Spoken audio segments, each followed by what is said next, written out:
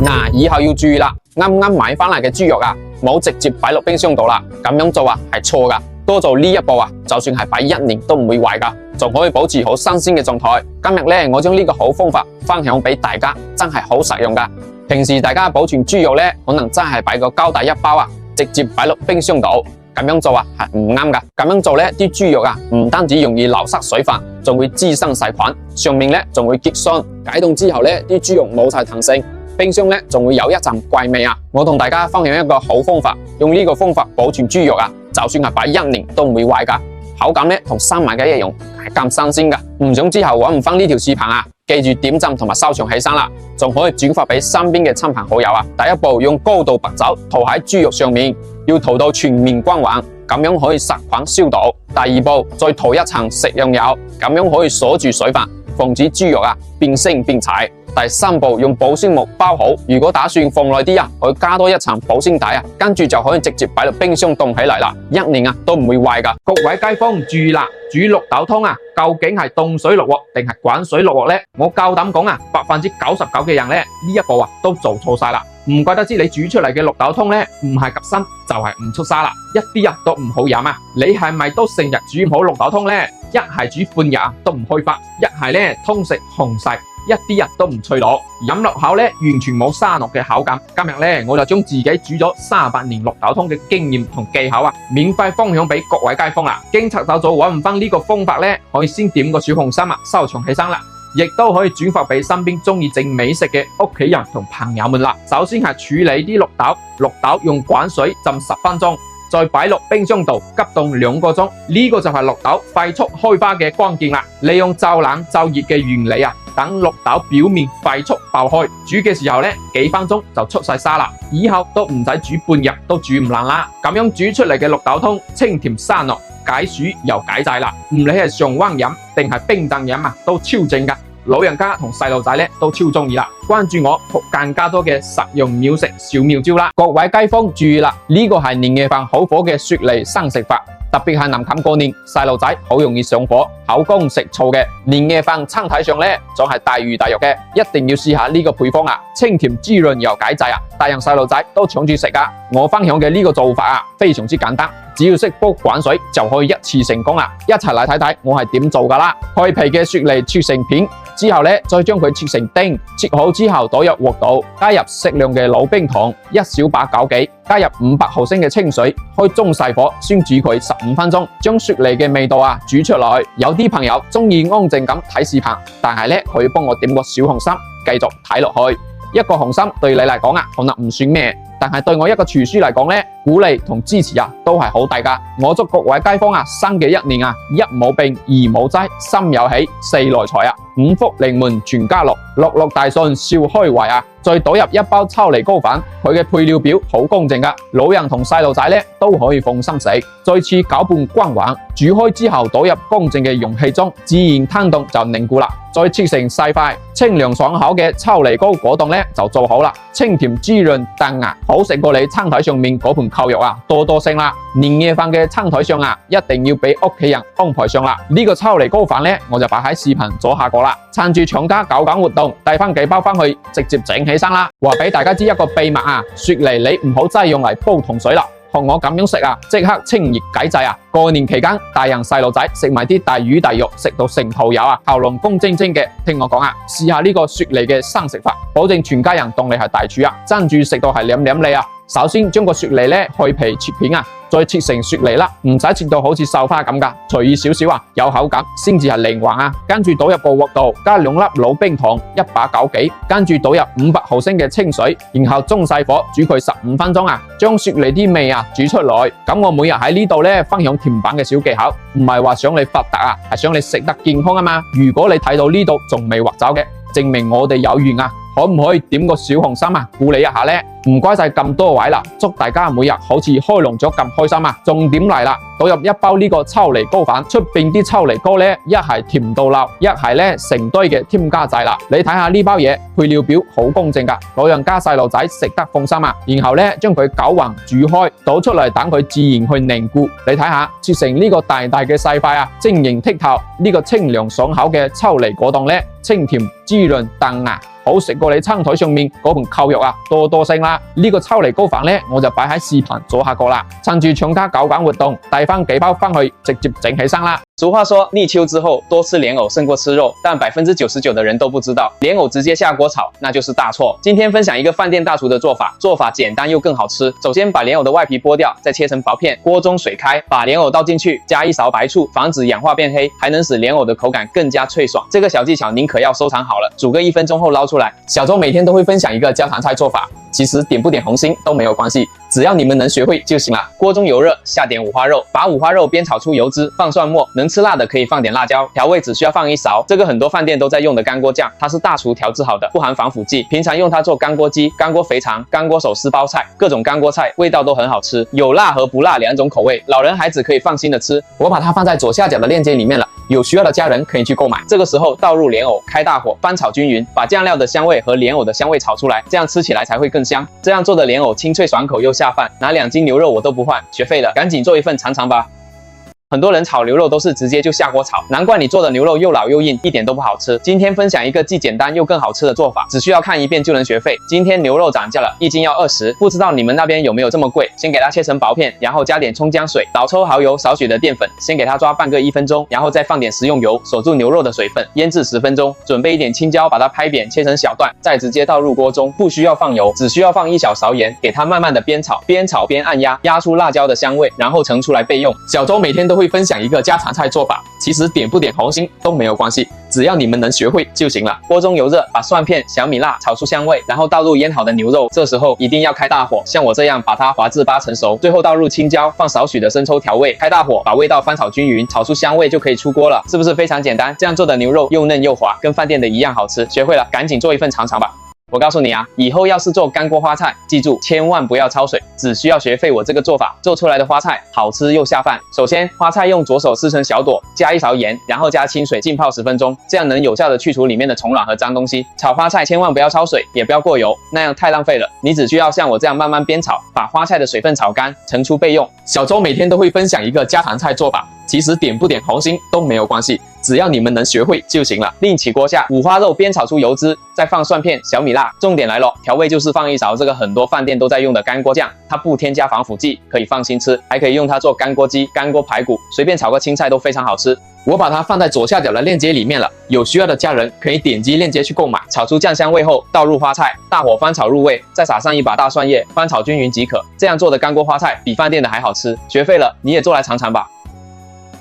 水煮雞蛋到底是冷水下鍋還是開水下鍋呢？如果你加完水直接就下鍋煮，那再好的雞蛋都被你糟蹋了。今天我就給大家分享一個好方法，讓你煮出來的雞蛋又滑又嫩，蛋殼一碰就掉。方法其實很簡單，只要牢牢記住以下5個小方法，就能夠輕鬆的煮出好吃的水煮蛋。點讚是情分，不點讚是本分。如果你有緣刷到這條視頻，幫忙點個小紅心，讓我欠你一個大人情吧。首先，第一，新鮮的雞蛋需要清水浸泡5分鐘。第二，鍋裡的水熱到大概60度左右，就是鍋底開始微微的冒着小氣泡的時候再去下鍋。第三，加點食鹽和白醋，這樣的話會讓雞蛋更加的鮮嫩。第四，煮6分鐘，燜4分鐘，雞蛋剛好凝固。第五，煮好的雞蛋用涼水浸泡一下，這樣不燙手，還好剝殼。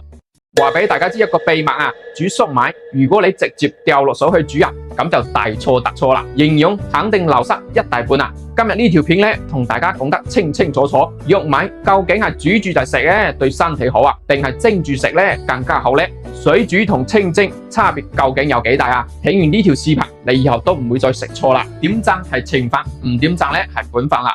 經陣間拆走咗，揾翻呢條視頻咧，可以先收藏起身啦，仲可以轉發俾身邊嘅屋企人同朋友啦。先同大家講下最多人用嘅水煮法啦，咁樣煮出嚟嘅粟米啊，食起身確實係會甜啲嘅，汁水咧又會更多啦。但係有個關鍵嘅問題，大家要知喎，粟米入邊好多營養都係水溶性嘅，長時間浸喺滾水入邊啊，呢啲營養咧就會跟住流失到水入邊啦。我哋食落口啊，淨係得個口感，營養早就少咗1大半啦。再同大家講下清蒸法，清蒸嘅時候咧，粟米唔好直接接觸大量嘅水分，全靠高溫蒸汽焗熟，所以入邊嘅營養啊，幾乎可以保留落嚟啦，一啲都唔浪費。而且蒸出嚟嘅粟米咧，本身嘅香味啊，被鎖到實一實喺入邊，食起身咧更加彈牙，更加香啦，口感咧更加紮實啊。所以其實好簡單，大家只要記住呢一句話就夠晒啦。想食甜啲嘅，汁水更加多嘅就用水煮，想保留多啲營養嘅，食起身更香更有口感嘅就用清蒸啦。你平時煮粟米啊，係中意清蒸呢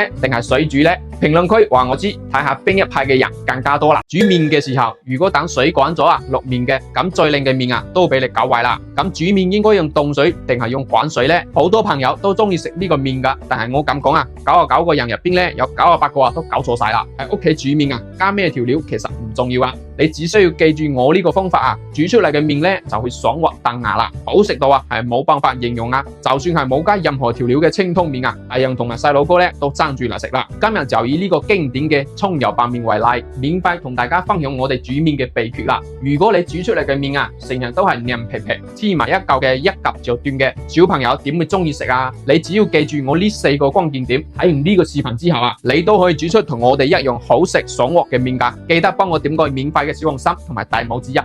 翻去之後呢，慢慢睇，慢慢學啦。第一步，如果想煮出呢個彈牙好食嘅麵啊，一定唔好等水滾之後呢落麵啦，因為水溫太高嘅話，麵一遇到高溫呢就會黐埋一嚿啦。所以要等鑊底啊開始有呢個黑眼水嘅時候呢就落麵啦。水起呢個小氣泡嘅時候呢，水溫啊大概係60度到70度左右啦。第二點啊，水起泡嘅時候呢，放少少嘅鹽落去，因為放鹽可以俾啲麵啊更加煙韌彈牙噶。仲有再放學呢個花生油啦，放油可以防止啲麵啊黐埋一嚿啦。跟住呢就將啲麵啊放落去啦。第三點啊，水滾之後呢，接少少嘅凍水啊倒落個鑊入邊，然後呢重複佢2次，即係話水滾3次，啲凍水啊放完之後，麵呢就煮熟噶啦。跟住快手將啲麵啊撈起身啊，放喺個碗入邊。呢個步驟係啲麵啊煙韌彈牙嘅關鍵啦，一定要做好啦。第4點係蔥油醬汁啊，呢個係麵好食嘅關鍵啦。你只需要放少少呢個醬汁喺入面，其他咩油鹽醬醋啊都唔使再放啦。呢個比例呢係大廚經過無數次嘅試驗，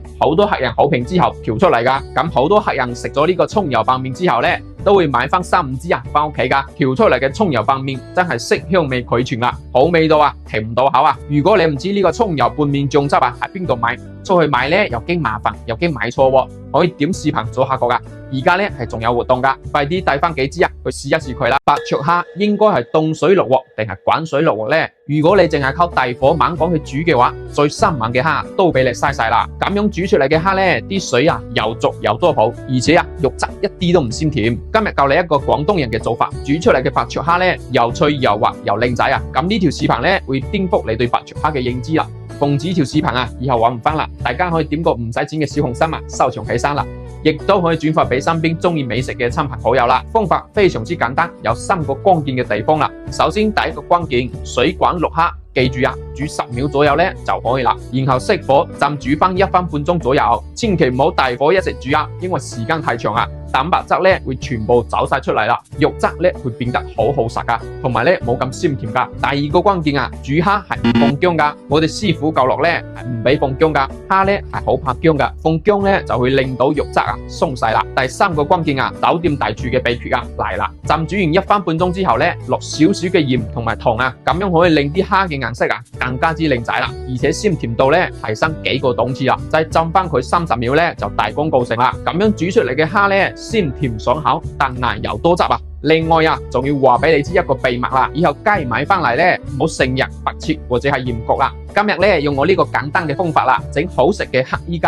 咁整黑衣雞究竟係冷水落鑊定係滾水落鑊呢？好多朋友啊都中意食呢個黑衣雞嘅，但係我夠膽講啊，99%嘅人啊都係唔識自己整噶，都係去出邊嘅農莊食。其實自己喺屋企整呢個黑衣雞啊，你只需要記住我呢個方法啊，唔需要一堆嘅調味料啊，亦都唔需要去鄉下挖泥啦，你只要一個電飯煲啊，就可以整出呢個香噴噴嘅黑衣雞啦，皮脆肉滑，鮮嫩多汁啊，好食到係舔晒手指啦！一齊嚟睇下我係點樣整噶啦，認真睇，認真學啦，只有幾個簡單嘅步驟啊。第一步，將啱啱喺市場買翻嚟嘅雞啊清洗乾淨，呢隻雞啊使咗我80幾蚊噶，跟住咧用鹽幫佢做個全身按摩啦，咁樣可以去除雞皮上面嘅邋遢嘢，仲可以鬆筋化皮啊，更加容易入味噶。咁我教你整好食嘢，希望你可以點個小紅心同埋大拇指啊！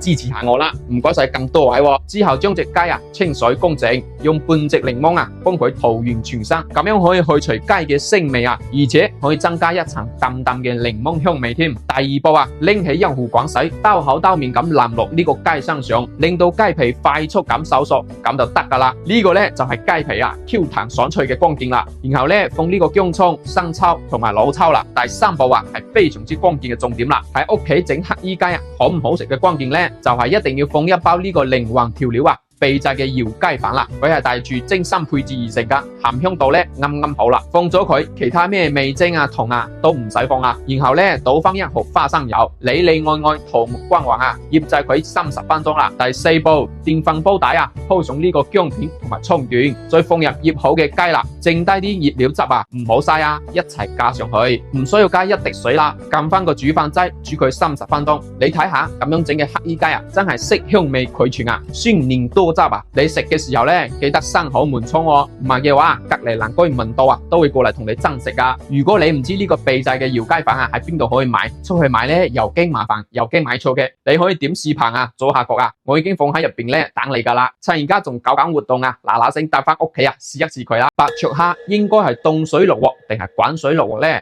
如果你淨係靠大火猛講去煮嘅話，最生猛嘅蝦都俾你嘥晒啦。咁樣煮出嚟嘅蝦咧，啲水啊又足又多泡，而且啊肉質一啲都唔鮮甜。今日教你一個廣東人嘅做法，煮出嚟嘅白灼蝦咧又脆又滑又靚仔啊！咁呢條視頻咧會顛覆你對白灼蝦嘅認知啦。奉旨條視頻啊，以後揾唔翻啦，大家可以點個唔使錢嘅小紅心啊，收藏起身啦，亦都可以轉發俾身邊中意美食嘅親朋好友啦。方法非常之簡單，有3個關鍵嘅地方啦。首先第一個關鍵，水滾淥蝦。記住啊，煮10秒左右咧就可以啦。然後熄火浸煮翻1分半鐘左右，千祈唔好大火一直煮啊，因為時間太長啊，蛋白質咧會全部走晒出嚟啦，肉質咧會變得好實噶，同埋咧冇咁鮮甜噶。第二個關鍵啊，煮蝦係唔放薑噶，我哋師傅教落咧係唔俾放薑噶，蝦咧係好怕薑噶，放薑咧就會令到肉質啊鬆晒啦。第三個關鍵啊，酒店大廚嘅秘訣啊嚟啦，浸煮完1分半鐘之後咧，落少少嘅鹽同埋糖啊，咁樣可以令啲蝦嘅顏色啊更加之靚仔啦，而且鮮甜度咧提升幾個檔次啦。再浸翻佢30秒咧就大功告成啦。咁樣煮出嚟嘅蝦咧鮮甜爽口，彈牙又多汁啊！另外啊，仲要話俾你知一個秘密啦，以後雞買翻嚟咧，唔好成日白切或者係鹽焗啦。今日咧用我呢個簡單嘅方法啦，整好食嘅黑衣雞。咁整黑衣雞究竟係冷水落鑊定係滾水落鑊呢？好多朋友啊都中意食呢個黑衣雞嘅，但係我夠膽講啊，99%嘅人啊都係唔識自己整噶，都係去出邊嘅農莊食。其實自己喺屋企整呢個黑衣雞啊，你只需要記住我呢個方法啊，唔需要一堆嘅調味料啊，亦都唔需要去鄉下挖泥啦，你只要一個電飯煲啊，就可以整出呢個香噴噴嘅黑衣雞啦，皮脆肉滑，鮮嫩多汁啊，好食到係舔晒手指啦！一齊嚟睇下我係點樣整噶啦，認真睇，認真學啦喎！只有幾個簡單嘅步驟啊。第一步，將啱啱喺市場買翻嚟嘅雞啊清洗乾淨，呢隻雞啊使咗我80幾蚊噶。跟住咧用鹽幫佢做個全身按摩啦，咁樣可以去除雞皮上面嘅邋遢嘢，仲可以鬆筋化皮啊，更加容易入味噶。咁我教你整好食嘢，希望你可以點個小紅心同埋大拇指啊，支持下我啦，唔該晒咁多位喎。之後將隻雞啊清水乾淨，用半隻檸檬啊幫佢塗完全身，咁樣可以去除雞嘅腥味啊，而且可以增加一層淡淡嘅檸檬香味添。第二步啊，拎起一壺滾水，兜口兜面咁淋落呢個雞身上，令到雞皮快速咁收縮，咁就得噶啦。呢個咧就係雞皮啊 Q 彈爽脆嘅關鍵啦。然後咧放呢個薑蔥、生抽同埋老抽啦。第三步啊係非常之關鍵嘅重點啦，喺屋企整黑衣雞啊好唔好食嘅關鍵咧就係一定要放一包呢個靈魂調料啊。秘製嘅搖雞飯啦，佢係帶住精心配置而成噶，鹹香度咧啱啱好啦。放咗佢，其他咩味精啊、糖啊都唔使放啊。然後咧倒翻一盒花生油，裏裏外外塗抹均勻啊，醃製佢30分鐘啦。第四步，電飯煲底啊鋪上呢個薑片同埋蔥段，再放入醃好嘅雞啦，剩低啲熱料汁啊唔好嘥啊，一齊加上去，唔需要加一滴水啦，撳翻個煮飯劑煮佢30分鐘。你睇下咁樣整嘅黑衣雞啊，真係色香味俱全啊，鮮嫩多汁啊！你食嘅時候咧，記得閂好門窗喎，唔係嘅話，隔籬鄰居聞到啊，都會過嚟同你爭食啊！如果你唔知呢個秘製嘅搖雞飯啊喺邊度可以買，出去買咧又驚麻煩又驚買錯嘅，你可以點視頻啊，左下角啊，我已經放喺入邊咧等你噶啦。趁而家仲搞緊活動啊，嗱嗱聲帶翻屋企啊，試一試佢啦！我2個仔特別中意食豬扒，但係我從來唔會出街買喎。因為自己喺屋企咧就可以輕鬆做到啦，全程唔使加一粒鹽，整出嚟嘅豬扒咧係愛椒裏嫩，蒜香美味啊，仲係你未試過嘅全新味道啊，食過都翻尋味啦。你記得去學識佢喎，點讚收藏起身，翻去啊做俾屋企人試下啦。自己喺屋企煮飯想試下新菜式嘅，你就記低我呢個方法啦，整出嚟嘅豬扒係色直金黃啊，愛椒裏嫩，大人細佬哥都爭住嚟食啊，就算咩調料都唔放啊，一樣係食到啊舐晒手指啦。咁呢道經典嘅食法一定要試一試啦，比煲滾水啊仲要簡單啊！整豬扒咧，我哋首選20蚊一斤嘅梅頭肉，將佢切成2厘米嘅厚片，倒入一支呢個冇人要嘅啤酒，浸泡一下。因為啤酒入邊嘅蛋白酶啊，可以幫我哋軟化肉質。點紅心係懲罰，唔點係本分。可唔可以幫手點個小紅心啊？等我欠你一個大人情啦！唔該晒啊！將浸好嘅豬扒咧，加入啲薑蔥、1毫豉油，再加少少蠔油。好食嘅關鍵啊，就係加入半袋呢個蒜香椒鹽粉啦。佢係省城粵菜大廚啊精心調配出嚟嘅黃金比例。我哋用過好多隻啊，至好味都係呢一隻啊。佢有辣同唔辣嘅，真係啱晒我哋廣東人啦。平時仲可以用嚟整呢個椒鹽雞翼、椒鹽大蝦、椒鹽瀨尿蝦，都係冇得彈噶，蒜香濃郁，真係非常好食又入味啊！撈勻之後咧，醃製佢20分鐘啦。最後加入1毫生粉同埋少少靚仔嘅花生油啊，撈一撈咧就可以落鑊煎啦。用中細火煎到白面金黃，蔬菜咧就可以出鑊啦。你切嘅時候記得要閂好門窗哦，隔籬聞到啊都會流晒口水啊。如果你唔知呢款上香椒鹽粉啊喺邊度可以買到嘅話，你可以點開我視頻嘅左下角啊，或者係入我直播間，我為大家準備好噶啦。信我啊，趁住而家搞緊好勁抵嘅活動啊！嗱，帶翻屋企啊，俾屋企人試一試啦。話俾大家知一個秘密啊，以後薯仔買翻嚟啊，唔好淨係識炒土豆絲啦。今日咧用我呢個簡單嘅方法啊，學識一味薯仔嘅新食法啦。食起身咧香甜可口，又酥又脆。平時喺屋企一上睇咧，我2個仔啊都爭住食啊。關鍵做法啊非常之簡單，只要睇完呢條視頻啊都學得識啊。今日買翻嚟嘅薯仔啊真係平啊，先9毫9一斤。唔知你哋嗰邊啊賣幾多錢呢？我哋先批咗薯仔嘅表皮，然後切成薄一啲嘅厚片。再放入大碗入邊，倒入清水清洗一下。大家知唔知點解要清洗一下呢？跟住水滾落鑊，煮翻5分鐘。呢度咧唔使完全煮熟噶，煮到透明狀，冇白心嘅硬心咧，就可以撈出嚟瀝乾水分啦。然後加翻2盒粟米澱粉，再用手啊揸拌均勻，好似我咁樣外皮乾爽，唔芝麻一嚿啊就得噶啦。跟住喺隻碗入邊打2隻雞蛋，然後攪拌均勻。點紅心係懲罰，唔點啊係本分啦。可唔可以幫手點個免費嘅小紅心啊？等我欠你一個大人情呢。唔該晒啊！鑊入邊倒翻多啲油，燒到6成油之後呢，再將條蔥仔啊放入油鑊入邊，冇密集嘅小氣泡就得噶啦。然後就慢慢落鑊炸，全程需要3分鐘左右，炸到土豆金黃呢，就可以撈出嚟備用啦。跟住鑊入邊留翻底油，再放入2盒呢個酒店大廚啊都用緊嘅鹹蛋黃醬啦。呢個呢，就係呢味餸嘅靈魂啦。我試過好多間啊，仲係呢間啊有味道更加正，用嚟整鹹蛋黃南瓜、鹹蛋黃焗蝦，真係好食又入味噶。我哋開細火慢慢炒，將蛋黃醬炒到冇泡泡為止就可以熄火啦。再將薯仔啊全部倒晒入去，快速將佢兜一兜，等每一片薯仔咧都包裹晒鹹蛋黃醬。最後再洗一把蔥花就可以出鑊啦。咁樣整嘅鹹蛋黃焗薯仔咧，香甜可口，含香蔬菜，一上睇咧包你全家人啊都爭住食啊！如果你唔知呢款鹹蛋黃醬啊喺邊度可以買到嘅話，去出邊買咧又驚買錯又驚麻煩嘅，你可以點我視頻嘅左下角啦，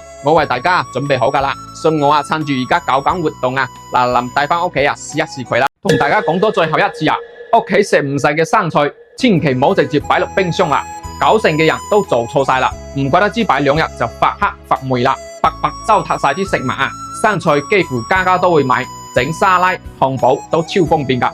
但係一擺落冰箱咧，冇2日啊，就開始發黑發霉，最後啊，成棵都要掉晒佢啊！其實唔係生菜難保存啊，係你一開始嘅方法咧都做錯晒啦。今日教你一招，等你屋企嘅生菜啊，擺咗1個月都唔發黏、唔發黑、唔發霉噶。點讚係懲罰，唔點讚咧係本分。唔該各位街坊啊，點個免費嘅小紅心鼓勵一下啦，等我欠你一個大人情啊，仲可以轉發俾身邊日日買餸煮飯嘅屋企人同朋友啦。食剩嘅生菜先用牙籤喺根部啊篤幾個窿，呢個咧就係鎖住生菜水分唔發黏嘅關鍵啦。再用公正嘅紙巾啊將生菜包實佢，紙巾可以吸走多餘嘅水氣，避免生菜受潮發黑。出水梅冷啦。最後擺入密封底，封實個口，擺去冰箱度冷藏保存就得啦。就咁簡單幾下，就算係擺1個月㗎。打開睇下，生菜就係同啱買嘅一樣咁新鮮㗎。你學識咗未啊？關注我學更加多嘅廚房小妙招啦！各位街坊注意啦，千祈唔好煮完雲吞就隨便對湯底啦。好多人都中意食雲吞㗎，但係100個人入邊咧有99個雲吞嘅湯底都調錯晒啦。唔怪得知你喺屋企煮嘅雲吞咧，啲湯寡寡淡淡，一啲香味都冇啦，同出邊老字號嘅味道係相差10萬8千里啦。其實雲吞好唔好食關鍵就係呢碗湯底啦。今日教你一個好多老字號都用緊嘅湯底配方啦，做法超簡單，幾樣調料就可以整到碗湯又香又鮮啦。經陣間拆走咗揾翻呢條片嘅，可以先點個小紅心收藏起身啦，或者係轉發俾身邊中意食美食嘅親朋好友啦。碗度落1盒生抽，再加1盒呢個大地魚粉，少少切碎嘅韭黃，最後落1盒麻油增香，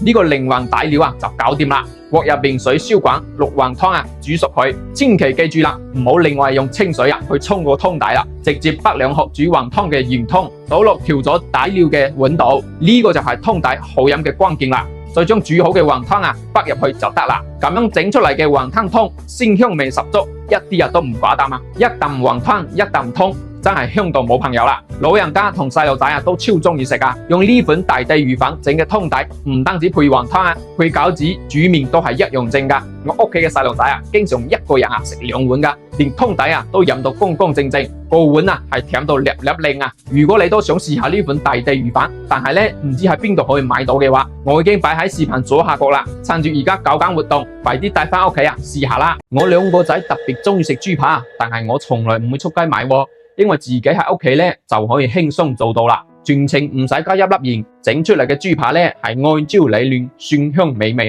仲係你未試過嘅全新味道食過都翻尋味啦！你記得去學識佢點讚收藏起身，翻去做俾屋企人試下啦。自己喺屋企煮飯想試下新菜式嘅，你就記低我呢個方法啦，整出嚟嘅豬扒係色直金黃愛椒理嫩，大人細佬哥都爭住嚟食就算咩調料都唔放一樣係食到舐晒手指啦。咁呢道經典嘅食法一定要試一試啦，比煲滾水仲要簡單整豬扒咧，我哋首選20蚊一斤嘅梅頭肉，將佢切成2厘米嘅厚片，倒入一支呢個冇人要嘅啤酒浸泡一下，因為啤酒入邊嘅蛋白酶可以幫我哋軟化肉質。點紅心係情分，唔點係本分。可唔可以幫手點個小紅心等我欠你一個大人情啦，唔該晒將浸好嘅豬扒咧加入啲薑蔥1毫豉油，再加少少蠔油。好食嘅關鍵就係加入半袋呢個蒜香椒鹽粉啦，佢係省城粵菜大廚精心調配出嚟嘅黃金比例。我哋用過好多隻至好味都係呢一隻佢一辣同唔辣嘅真係啱晒我哋廣東人啦。平時仲可以用嚟整呢個椒鹽雞翼、椒鹽大蝦、椒鹽瀨尿蝦，都係冇得彈噶，蒜香濃郁，真係非常好食又入味撈勻之後咧，醃製佢20分鐘啦。最後加入1盒生粉同埋少少靚仔嘅花生油撈一撈咧就可以落鑊煎啦。用中細火煎到白面金黃，蔬菜咧就可以出鑊啦。你切嘅時候記得要閂口門窗隔離聞到都會流晒口水如果你唔知呢款上香椒鹽粉喺邊度可以買到嘅話，你可以點開我視頻嘅左下角或者係入我直播間，我為大家準備好噶啦。信我趁住而家搞緊好勁底嘅活動嗱帶翻屋企俾屋企人試一試啦。煮麵嘅時候，如果等水滾咗落麵嘅，咁最靚嘅麵都俾你搞壞啦。咁煮麵應該用凍水定係用滾水呢？好多朋友都中意食呢個麵噶，但係我咁講99個人入邊咧有98個都搞錯晒啦。喺屋企煮麵加咩調料其實唔重要你只需要記住我呢個方法煮出嚟嘅麵咧就會爽滑彈牙啦，好食到係冇辦法形容就算係冇加任何調料嘅清湯麵大人同埋細佬哥咧都爭住嚟食啦。今日就以呢個經典嘅蔥油白麵為例，免費同大家分享我哋煮麵嘅秘訣啦。如果你煮出嚟嘅麵成日都係黏皮皮，黐埋一嚿嘅一夾就斷嘅，小朋友點會中意食你只要記住我呢4個關鍵點，睇完呢個視頻之後你都可以煮出同我哋一樣好食爽滑嘅麵噶。記得幫我點個免費嘅小紅心同埋大拇指翻去之後咧，慢慢睇慢慢學啦。第一步，如果想煮出呢個彈牙好食嘅麵一定唔好等水滾之後咧落麵啦，因為水溫太高嘅話，麵一遇到高溫咧就會黐埋一嚿啦，所以要等鑊底啊開始有呢個黑眼水嘅時候咧就落麵啦。水起呢個小氣泡嘅時候咧，水溫啊大概係60度到70度左右啦。第二點啊，水起泡嘅時候咧放少少嘅鹽落去，因為放鹽可以俾啲麵啊更加煙韌彈牙噶。仲有再放學呢個花生油啦，放油可以防止啲麵啊黐埋一嚿啦。跟住咧就將啲麵啊放落去啦。第三點啊，水滾之後咧，接少少嘅凍水啊倒落個鑊入邊，然後咧重複佢2次，即係話水滾3次，啲凍水啊放完之後，麵咧就煮熟噶啦。跟住快手將啲麵啊撈起身啊，放喺個碗入邊。呢個步驟係啲麵啊煙韌彈牙嘅關鍵啦，一定要做好啦。第4點係蔥油醬汁啊，呢個係麵好食嘅關鍵啦。你只需要放少少呢個醬汁喺入面，其他咩油鹽醬醋啊都唔使再放啦。呢個比例咧係大廚經過無數次嘅試驗，好多客人好評之後調出嚟噶。咁好多客人食咗呢個蔥油拌麵之後咧，都會買翻3、5支啊翻屋企噶。調出嚟嘅蔥油拌麵真係色香味俱全啦，好味道啊，停唔到口啊！如果你唔知呢個蔥油拌麵醬汁啊喺邊度買，出去買咧又驚麻煩，又驚買錯喎，可以點視頻做下個噶。而家咧係仲有活動噶，快啲帶翻幾支啊去試一試佢啦！各位街坊注意啦，呢味餸好多廣東人都超中意食噶，就係豉汁蒸粉腸，豉香濃郁，好多人想食，但係又唔識整喎。今日我就將詳細嘅做法啊分享俾你。最關鍵嘅一步，你一定要睇實啦。今日使咗100蚊雞買一斤粉腸，先將佢切到好似我咁嘅花刀，跟住燒煲滾水。將切好嘅粉腸倒落去，褪1分鐘左右就可以撈起啦。會入邊放薑末、蒜末、豆豉同紅椒，用熱油激發出香味，再加少少白糖、生抽、蠔油同1盒嘅澱粉，攪完佢，然後將醬汁淋落粉腸度撈均勻。小周每日都會分享一個煮菜小技巧，如果今日呢條片啊可以幫到你，可唔可以幫小周點個免費嘅小紅心鼓勵下呢？真係多謝晒你啦！蒸鑊水滾之後，再放粉腸落去，大火蒸6分鐘就食得啦，真係香到爆啊！唔怪得知廣東人話1個星期啊要食8次啦，學識咗快啲整翻飯試下啦！煮蟹啊，如果你一開始就下鍋去炒，那再好的蟹都給你糟蹋了。想要做出來的蟹好吃，究竟是清蒸還是爆炒呢？很多朋友喜歡吃蟹，尤其是現在這個時間，但是我敢說，大部分人不是清蒸就是爆炒，難怪做出來的蟹是一點都不好吃的。自己在家裡做蟹，你只要記住我這個方法，就可以煮出甘香酥脆、鹹香美味的蟹，就算和星級飯店比，都不會輸1分1毫。今天我就以這個秘製的金沙菊花蟹為例，將這個獨到的煮蟹方法免費的分享給大家。如果你平時煮蟹都是清蒸或者是下鍋炒的，做來做去就這2道菜的，吃都吃厭了，你一定要認真看完這條視頻了，讓你煮出來的蟹是甘香酥脆、鹹香美味，讓你吃一次就很難忘了。方便後面對着做的時候，可以找得到我這條視頻。你可以點3個免費的小紅心啊，收藏起來，也可以轉發給身邊喜歡美食的親人朋友們。首先第一步，我們將市場買回來的花蟹先打開它的蟹殼，然後1刀2斷，接着呢均勻的撒點生粉，這樣可以讓蟹吃起來更加脆口。第二步，油熱下鍋，開中小火慢慢煎，記住別用猛火去煎，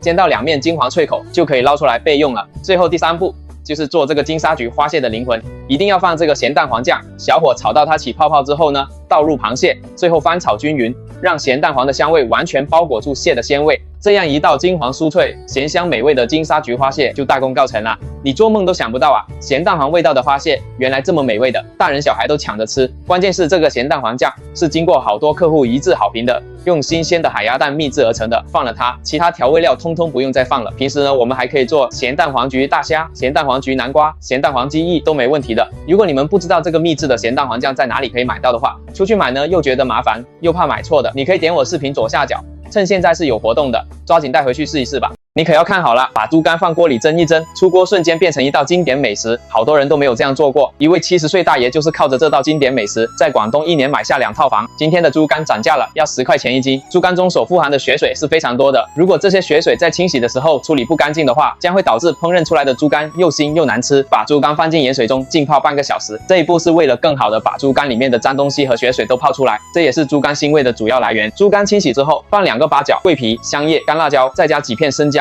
幾根香菜，可以去香增腥，再加入2大勺食鹽，這也是這道菜關鍵的所在。把它撒均勻之後，加入適量的清水，沒過食材即可。然後直接冷水上鍋蒸，蓋上一個盤子，防止水蒸氣滴落。水開後蒸40分鐘。小周每天都會分享一個家常菜做法，其實點不點小紅心都沒有關係，只要你們能學會就行了。接下來碗中加入蒜末、小米辣、蔥花，倒入熱油爆香，加2勺生抽、2勺陳醋，一個簡單的料汁就調好了。鮮嫩好吃的鹽水豬肝是蒸出來的，根本不是煮出來的。蒸出來的豬肝不僅原汁原味，而且還特別鮮嫩好吃，真的是太香了。稍微放涼一點，再切成小塊。用這個方法做好的豬肝非常的鮮嫩入味，香味十足，越嚼越香。學會了，你也做一份嘗嘗吧。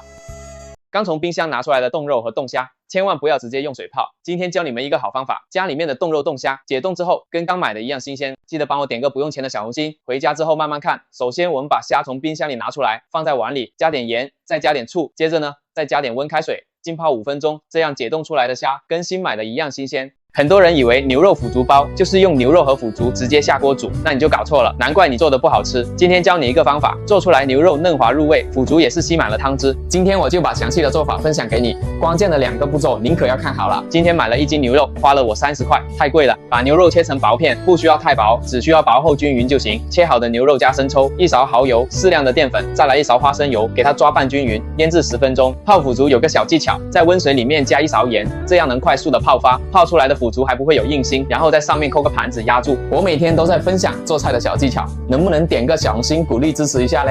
非常的感謝。砂鍋油燒熱，把蔥薑蒜爆香，倒入切好的西紅柿丁，加1勺鹽，把西紅柿炒出沙。有條件的倒入1碗我家的清水，加生抽調味，然後搭配一點孩子愛吃的金針菇，把泡好的腐竹也倒進去，扣上蓋子，先給它煮個3分鐘，再把醃好的牛肉薄薄的鋪在上面，扣上蓋子，再煮2分鐘即可。腐竹牛肉這樣做營養豐富，非常適合家裡的老人和小孩。學會了，趕緊做一份嘗嘗吧。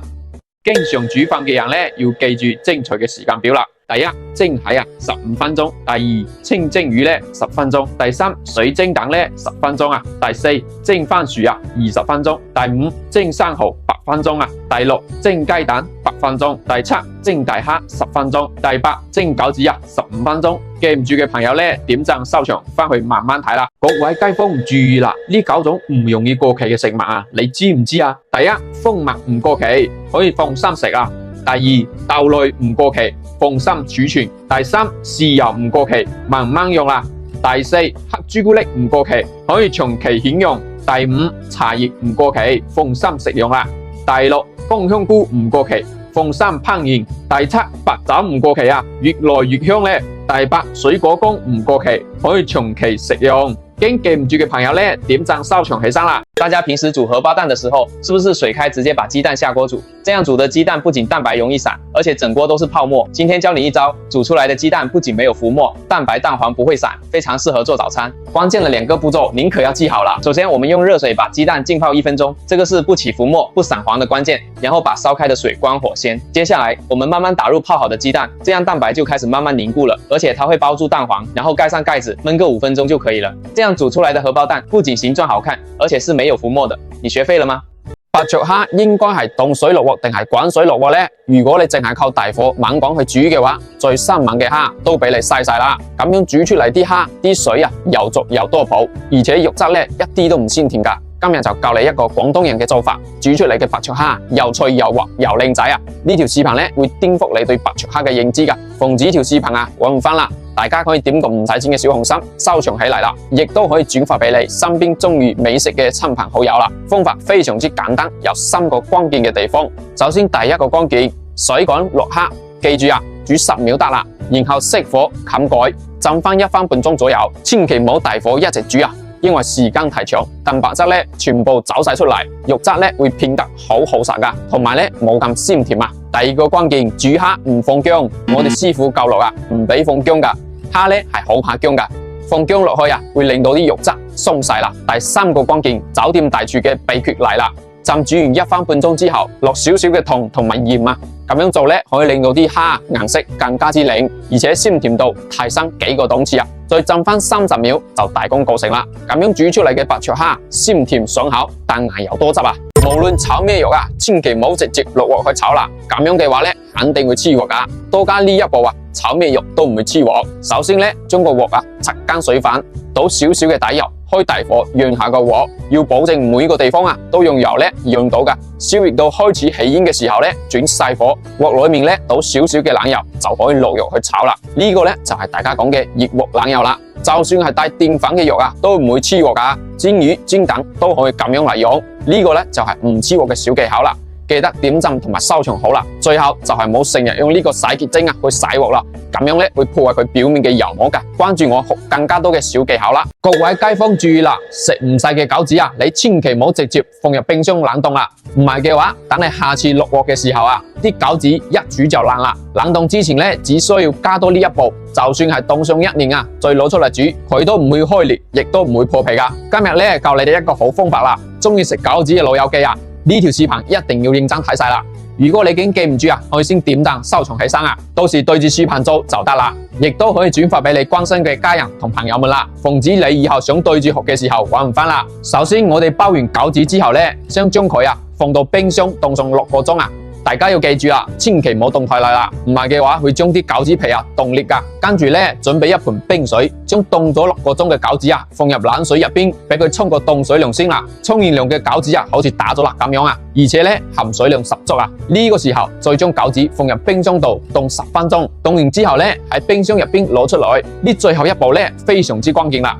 餃子唔開裂唔破皮嘅關鍵就係呢個密封底啦，將餃子分裝起嚟，對口記緊，再放入冰箱度凍就得啦。咁樣保存嘅餃子放1年都好新鮮㗎。關注我學更加多嘅美食小妙招啦，同大家講一個秘密，以後屋企食唔晒嘅蒜頭，千祈唔好直接放喺陰涼乾燥嘅地方保存啦。今日我教你一招俾你屋企嘅蒜頭放好長時間都唔會發芽腐爛啦。蒜頭係每家每戶都不可缺少嘅調味品啦。大家平時一次性買好多放喺屋企大家都知啦，有時蒜頭買翻嚟1個禮拜左右就開始發芽或者係枯萎啦，甚至係發毛變壞今日同大家分享一個保存蒜頭嘅小技巧啦。點紅心係懲罰，唔點係本分，但係我都係希望你點一下發財嘅小手俾我一個細細嘅支持啦。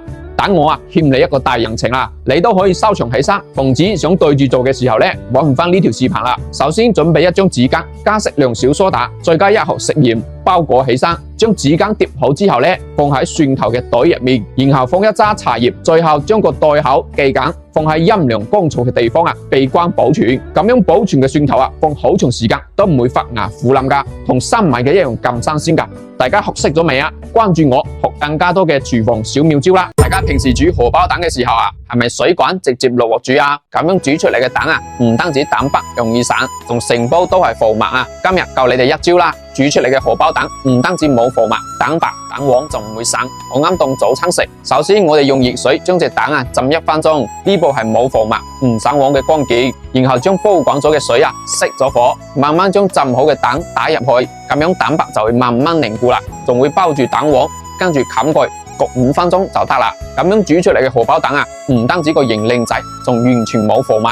你學識咗未燉骨頭湯，如果你直接落鑊飛水，咁最靚嘅大骨頭都俾你嘥晒啦。咁燉大骨頭湯究竟係冷水落鑊定係滾水落鑊呢？好多朋友都中意食骨頭湯㗎，但係我咁講，90%嘅人都做錯啦。唔怪得知燉出嚟嘅大骨頭湯湯唔濃，肉唔香仲成煲都係腥味其實喺屋企燉骨頭湯放咩配料唔重要，你只需要記住我呢個方法燉出嚟嘅骨頭湯湯白醇厚，唔腥唔柴全家人連湯帶肉一掃而光就算係同出邊嘅餐館對比都唔輸1分1毫㗎。驚記唔住嘅朋友可以點個愛心收藏起身，或者係轉發俾身邊中意美食嘅老友記啦。首先準備1盆清水，加入少少嘅高度白酒，將18蚊1斤嘅大骨頭放入去浸泡10分鐘，咁樣可以有效去一去血水，仲可以軟化肉質。第二步將大骨頭對半浸開，凍水落鑊飛水，加料水煮開之後撇去浮沫，撈出嚟用溫水清洗。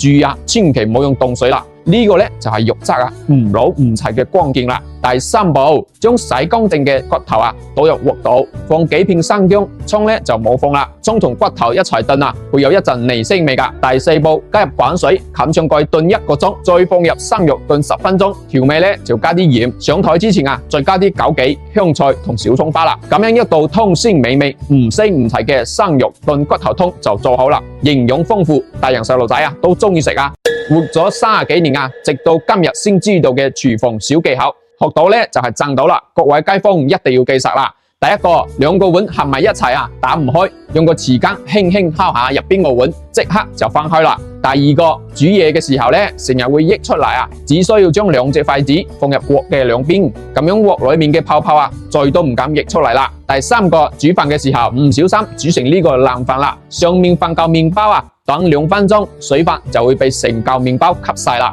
第四個，打邊爐嘅湯啊，成鍋都係油，只需要喺湯殼入邊放嚿冰塊，放入湯度轉個圈，啲油熱脹冷縮，一袋就出嚟啦。第五個，煲湯嘅時候唔小心鹽放多咗，喺湯入面放個薯仔就可以吸走多餘嘅鹽分啦。第六個，屋企炸完嘢啊，剩低啲油倒咗又浪費，1盒澱粉1盒水，攪拌均勻，落成油溫落鑊炸，俾啲澱粉吸晒啲油屎雜質，炸到成塊凝固撈起來。你睇下啲油啊，即刻清晒啊！講到呢度，如果你覺得咁多小技巧可以幫到你嘅話，可以幫手點個小紅心啦。點紅心係情分，唔點咧係本分啦。但係我相信啊，睇到呢度嘅街坊咧，都係有情有義嘅人啦。點下當係俾我鼓勵啦，多謝晒大家啦。第7個，將隻筷子插入衛生度，然後先去批皮，咁就唔經隻手啊行到鼻啦。第8個，原來粉絲呢條線啊係唔使剪噶，浸好之後輕輕一拉，粉絲1分為2，長度啊仲啱好咧。第9個，麵條瀨水嘅時候咧，容易跑出來，喺中間啊加一支牙籤，咁樣瀨水啊就唔會跑出嚟啦。第10個，剩低啲綠柚皮啊，冇篩咗佢啊，直接攞嚟擦油煙機上面呢個油漬啊，去油力勁過洗潔精啊，仲有浸浸嘅清香味。第11個啊，食唔晒嘅大蝦咁樣保存啊，將啲蝦塞入水樽入面，裝滿水碾實佢啊，擺入呢個雪櫃嘅冰格，咁樣擺1年啊，啲蝦肉咧仲係咁新鮮噶。關注我，了解更加多嘅廚房小技巧啦。平時你哋煎魚啊，係咪油熱咧直接落鑊煎啊？咁樣就錯晒啦。咁樣煎魚啊，好易甩皮噶，食唔到啲脆魚皮，又容易黐鑊啦。依家咧，我教翻你哋一招啊，保證煎出嚟嘅魚咧係又靚又好食噶。麻煩大家俾個小心心同埋大拇指啊，支持下我啦。順便咧，祝大家身體健康，事事順心啊！首先咧，鑊啊要足夠熱啦，落冷油潤下個鑊先，確保個鑊啊每個地方咧都潤到嘅。然後咧，撒一把鹽喺鑊度，咁樣啲魚皮啊就唔會黐鑊啦。然後落魚，冇翻得咁勤力先啊。最後煎到佢兩面金黃，咁樣煎嘅魚啊唔甩皮唔黐鑊，而且更加入味。關注我啊，教大家整更加多嘅家常菜。好多人喺屋企整餃子餡啊，成日覺得咧唔夠出邊啲餃子鋪嘅好食啊。今日咧將正確嘅做法同大家分享下，鮮嫩多汁，特別好食噶。記得幫我點個唔使錢嘅小紅心同埋大拇指啊，方便以後想做嘅時候咧可以揾翻條視頻啦。首先咧，薑蔥花椒大料啊，淋開水泡成1碗料水，攤凍之後咧撈出個料渣，將料水分3次淋入個餡入邊，攪拌均勻，俾個餡啊吸滿咗料水啊。跟住加生抽、老抽、鹽、雞精、胡椒粉、五香粉、適量蠔油，打入1隻雞蛋，往一個方向攪拌，等到啲餡啊上漿，然後咧放入蔥花，淋上1盒熱油，激發出香味。咁樣調嘅餡料啊，鮮美多汁，無論包咩啊都特別好食噶。冰箱攞出嚟嘅凍肉同埋凍蝦，千祈唔好直接係用水去解凍啦。今日咧教你哋一個好方法啦，你哋只要記住我呢個方法啊，睇完呢條視頻之後咧，屋企入面嘅凍肉凍蝦解凍之後都好似生埋嘅一樣咁新鮮噶。記得幫我點個唔使錢嘅小紅心同埋大拇指啊！翻屋企之後咧可以慢慢睇慢慢學啦。首先我哋將啲蝦喺冰箱入面攞出嚟，放入碗度，加啲鹽，再加啲醋啊，跟住咧再加啲溫開水浸佢5分鐘，咁樣解凍出嚟嘅蝦同生埋嘅一樣咁新鮮噶。你哋學識咗未啊？如果你用清水嚟浸嘅腐竹啊，佢中間咧係有個硬心噶。今日教你哋一招又快手又軟又冇硬心嘅方法啦。奉旨條視頻揾唔翻，你可以先點個愛心啊，收藏起身，或者係轉發俾你身邊中意美食嘅朋友啦。腐竹掰段擺入盤度，加40度左右嘅溫開水，即係摸落去啊唔燙手嘅溫度啦。加1盒鹽，可以令腐竹啊吸飽水分，再加1盒白醋，可以令腐竹浸出嚟啊更加柔軟啦，食落去口感咧更加好。跟住冚蓋浸15分鐘就得啦。咁樣浸出嚟嘅腐竹咧好柔軟，入面係冇硬心噶，無論係涼拌、炒肉定係打邊爐啊，都好好食噶。關注我啊，學更加多嘅小妙招啦。海帶咧千祈唔好再用清水去浸啦，嘥時嘥力，仲有陣腥味啊！今日教你哋一招啊，泡發海帶嘅好方法啦。奉旨條視頻揾唔翻啦，你可以先點個愛心啊，收藏起身，或者轉發俾你身邊中意美食嘅親朋好友啦。我哋起鑊燒水，放蒸籠，將海帶放入去，開火上氣蒸20分鐘，跟住用洗尾水加白醋浸3個鐘，再用清水反覆咁清洗幾次海帶就發好晒啦。咁樣發出嚟嘅海帶你點煮都好味噶。關注我學更加多嘅小妙招啦。水煮蛋應該係凍水落鑊定係滾水落鑊呢？如果你加水之後直接落鑊煮咁再靚嘅蛋都俾你嘥晒啦。好多人都中意食水煮蛋嘅，但係我咁講10個人入邊有9個都搞錯晒啦。自己喺屋企煮蛋你只要記住我呢個方法就可以令你煮出嚟嘅蛋又滑又嫩啦，啲殼一碰就甩啦。方法其實好簡單嘅，你只要記住以下5個小方法就可以輕鬆煮出靚嘅水煮蛋啦。點讚係情分，唔點讚係本分。如果你有緣刷到我呢條視頻咁你就幫我點個小紅心，等我欠你一個大人情啦。方便以後想對住做嘅時候你可以揾翻條視頻啦。首先第一買翻嚟嘅蛋先用清水浸5分鐘啦。第二，等鑊裏面嘅水加熱到大概60度左右，就係鑊底開始有小氣泡，再落鑊煮第三，加啲鹽同埋白醋咁樣可以令到啲蛋更加嫩滑啦。第四，煮6分鐘，再焗4分鐘，蛋啱好凝固啦。第五，過一個冷水咁樣唔會辣手，又好剝殼啦。各位街坊注意啦，香菇千祈唔好直接用水去沖啦，咁樣就等於喺度食蟲卵啦。我教你2招啦，保證將佢洗到乾乾淨淨驚記唔住嘅朋友你可以點個小心心收藏起身啦，或者轉發俾身邊中意美食嘅朋友啦。首先用流動嘅水沖洗一遍，放入乾淨嘅水度，加啲小蘇打浸泡5分鐘之後倒咗個水，再放入澱粉，再次浸泡5分鐘之後倒咗個水，最後用清水清洗乾淨。小蘇打係鹼性，澱粉有黏性，可以將香菇入邊嘅蟲卵全部帶走。關注我學更加多嘅廚房小妙招啦。以後排骨買翻嚟，你一定要試下廣東人最中意食嘅香魚蒸排骨，做法簡單又好味。今日我就將詳細做法分享俾你啦。今日排骨升價啦，買咗2斤排骨，使咗我32蚊。新鮮排骨係唔使抽水噶，你只需要喺洗嘅時候加1殼鹽同埋麵粉，浸佢10分鐘，利用麵粉嘅吸附力，將入邊嘅雜質同污糟嘢全部吸晒出嚟，跟住再用清水多洗幾次，瀝乾多餘嘅水分，再燒啲熱油。我每日都會分享一個家常菜做法。其實點唔點小紅心都冇所謂，最緊要係你哋可以學識就得啦。碗入邊放多啲蒜末，淋上200度熱油，激發出香味，加鹽、雞精、少少白糖、生抽、蠔油，攪拌佢，跟住淋落排骨度，再加1殼澱粉，用手撈完醃佢20分鐘。重點嚟啦！盤底鋪上香魚，再擺上醃好嘅排骨，水滾之後先放落去，大火蒸20分鐘，蒸好之後撒啲蔥花就得啦。成間屋都係香味咁樣整嘅蒜蓉香魚蒸排骨，蒜香濃郁，鮮嫩入味唔怪得知廣東人話1個禮拜要食700次啦。學識咗，快啲整起嚟啦！煮小米粥嘅時候一定要記住3放2唔放啦，唔係嘅話最靚嘅小米都俾你搞壞啦。呢個小米粥唔單止養胃而且營養豐富老人家同埋細路仔都中意食噶。如果你平時都中意食呢個小米粥今日呢個3放2唔放你一定要記住啦。3放究竟係咩呢？大家幫我點個小紅心同埋收藏起嚟啦，防止以後揾唔翻呢條視頻第一，放少少嘅大米，大米同小米嘅比例係1:10，咁樣小米粥容易出呢個米油第二，煲小米粥嘅時候加少少香油，咁樣煮出嚟嘅味道會更加嘅香濃。第三，加少少白醋，飲用水入邊有鹼性物質噶，加少少嘅白醋，煮出嚟嘅小米粥會更加嘅顯金黃因為酸鹼中和咗嘛。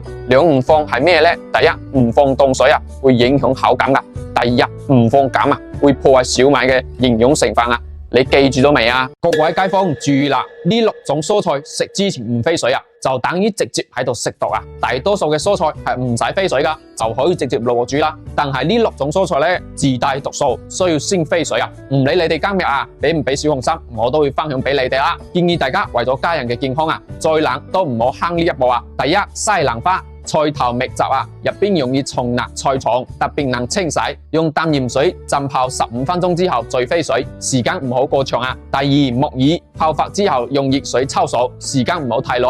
第三，菠菜草酸含量高，會影響口感同埋鈣鐵等礦物質嘅吸收啊。用滾水抽1分鐘可以去除大部分嘅草酸啦。第四，芥菜含有草酸，滾水嘅狀態下快入快出啊，就可以減輕佢刺激嘅氣味啦。第五，細貴豆，新鮮扁豆中啊含有酵素，遇到熱之後咧會溶解，最好用滾水抽透。第六，香椿抽燙1分鐘可以去除2/3以上嘅亞硝酸鹽同硝酸鹽㗎。你記住咗未啊？快啲轉發俾身邊嘅親朋好友啦，讓更加多嘅人知道啊！各位街坊注意啦，好多人整涼拌洋葱，第一步就落鹽，咁就大錯特錯啦！唔怪得知整得唔好食啦。今日教你飯店大廚嘅做法，清脆爽口。今日我就將詳細嘅做法分享俾你。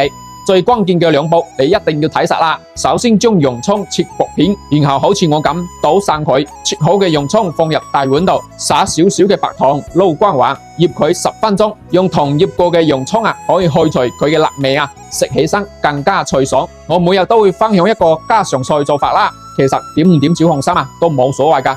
最緊要係你哋可以學識就得啦。跟住用清水洗一洗，嚟羹多餘水分，加黃瓜、蒜末、小米啦，幾粒燙好嘅黑木耳，一把花生米、香菜，調味就加鹽、雞精、生抽、陳醋、少少麻油，撈均勻就食得啦。係咪好簡單啊？咁樣整嘅涼拌洋葱清脆爽口，好食過大魚大肉多多聲啦！學識咗快啲整俾屋企人試下啦！各位街坊注意啦，銀耳千祈唔好直接用水去浸啦。好多人都中意食銀耳，但係都唔知點樣泡發銀耳啦。隨便用水浸下就落鑊啦。其實呢種方法係錯誤㗎，最後做出嚟嘅銀耳味道同口感都唔係幾好啦，因為邋遢嘢仲未清水公正就俾我哋食入個肚啦。今日教你哋一個快速泡發銀耳嘅好方法啦。經視頻以後揾唔返咧，你可以先點個愛心收藏起身，或者係轉發俾身邊中意美食嘅朋友啦。首先將銀耳用清水先洗一遍，將表面嘅灰塵洗乾淨，跟住準備一個大碗，倒入少少嘅白醋，再加1盒麵粉，然後倒入溫水攪拌均勻，將銀耳嘅根部向上放入去。白醋可以用銀耳泡發嘅時間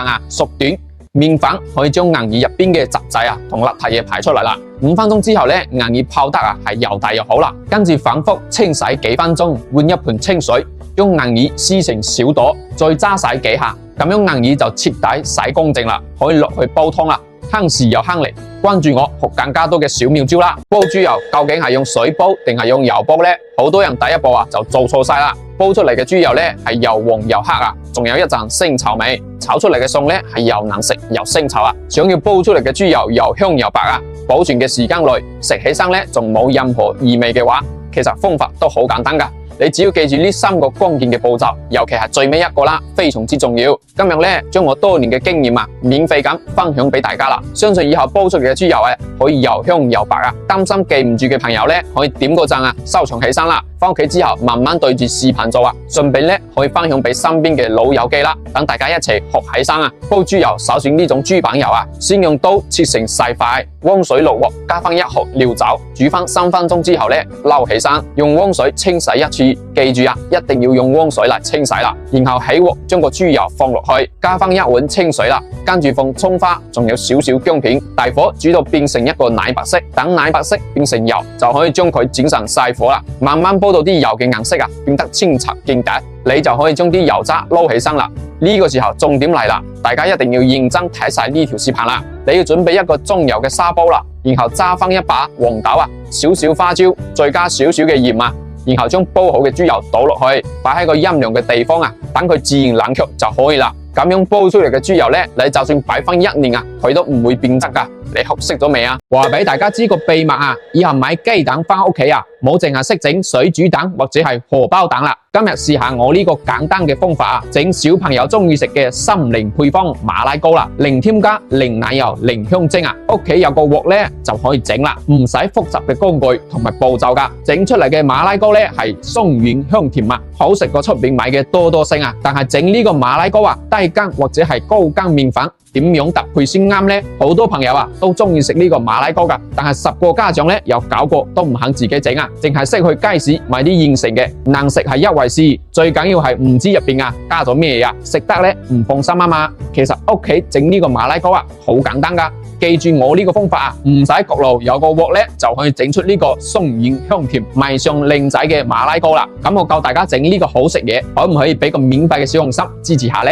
唔該晒咁多位啦，祝大家每日都有好心情，過得好似開籠粥咁開心啊！第一步，2盒紅糖加7盒溫水，攪拌均勻，攤凍備用。第二步，打入6隻公雞蛋，再倒入3包呢個秘製嘅馬拉糕預拌粉，攪拌到佢冇粉粒為止啊！跟住封上保鮮膜，發到佢2倍咁大啊！加1盒呢個花生油啊，再次攪拌撈勻啦。第3步，盤咧先掃啲底油，然後將麵糊倒入去。重點嚟啦，要燉一燉個盤，排走啲空氣。水滾落鑊啊！大火蒸佢半個鐘啊，就可以出爐啦。睇下呢個米醬啊，食質金黃，口感軟糯，全靠呢個秘製嘅馬拉糕預拌粉啊，係師傅反覆去測試，係無數客戶一致好評噶，黃金比例揼佢出嚟嘅，唔使加呢個酵母粉或者係泡打粉啦，亦都唔需要夾硬去稱各種麵粉嘅重量啦。記住啊，一包粉咧配2隻蛋就可以啦。好多客戶食完呢個手工馬拉糕之後咧，都帶翻10包8包啊，翻屋企慢慢整啊，仲唔知喺邊度買嘅？點開視頻嘅左下角啦，